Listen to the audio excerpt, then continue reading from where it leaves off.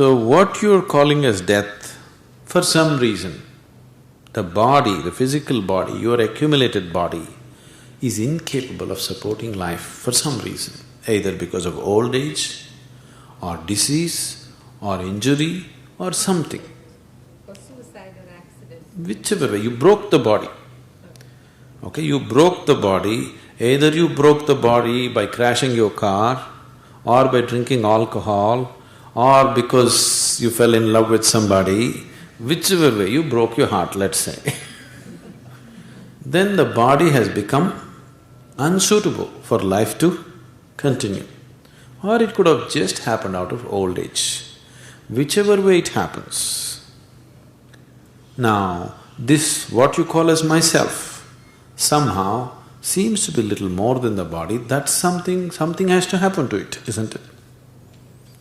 So, let us say it has slipped out of the body. If it slips out, where will it go? Its natural urges, it depends where it takes. See, right now, when you're in the physical body, you have a certain discretion. Your tendency is pulling you towards the ice cream jar, but you say no. You have discretion, isn't it? But once you leave the body, you have no discretion. You just go by your tendencies. Whichever way your tendencies are, whichever way your karmic stuff is, simply you float around in that direction. Everybody is a ghost, if you want to call them that. It is just that if someone dies out of old age, the life energy, the pranic body has lost its vibrance, so you can't feel them much.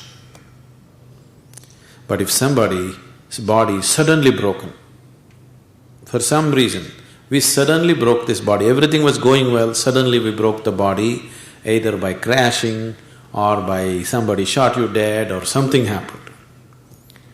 Now, the pranic body is in full vibrance, now it's broken, people may feel this much more than a person who left the body after dissipating his term of life. Your pranic body is in a certain level of vibrance. When it is in a certain level of vibrance, it can sustain the body very well.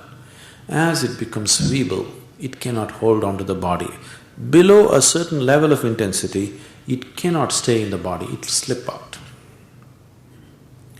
If the same pranic body is raised beyond a certain pitch of intensity, to a certain height, once again you cannot hold on to the body. So, this is what you said as Jiva Samadhi. Somebody leaves the body from the upper end because his energies have become so intense that the physical cannot contain him anymore. That's one way of living. Or your energies have become so feeble, so you leave the body. This is old age and death. Or you damaged your body, so you'll have to leave. If you damage your body and leave, which way you damaged it doesn't matter. Either murder, suicide, accident, or you had a heart attack, it doesn't matter which way. But when your pranic body is in full vibrance, if you break your body for some reason, now this person's presence will be felt much more than the person who left after a certain age.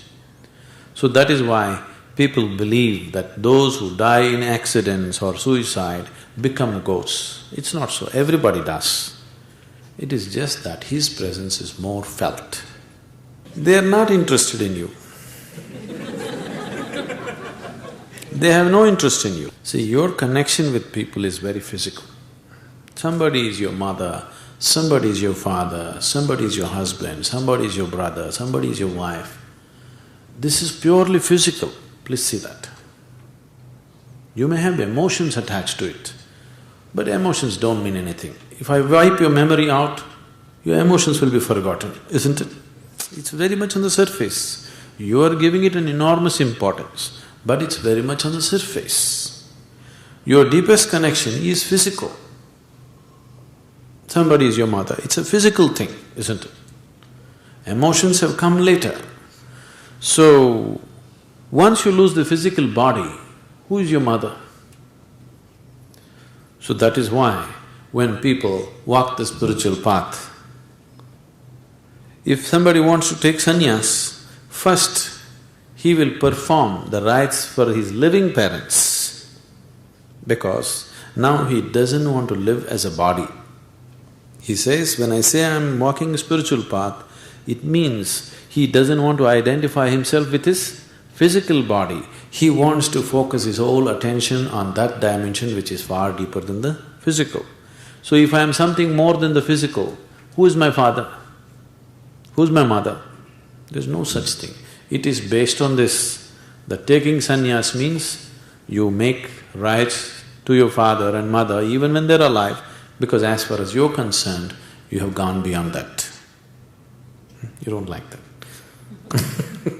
Whether you like it or not, you will leave them or they will leave you. Okay? Not invented by me. Life process will take them anyway, isn't it? Yes? So can we bring you out of your body? If you cooperate, yes.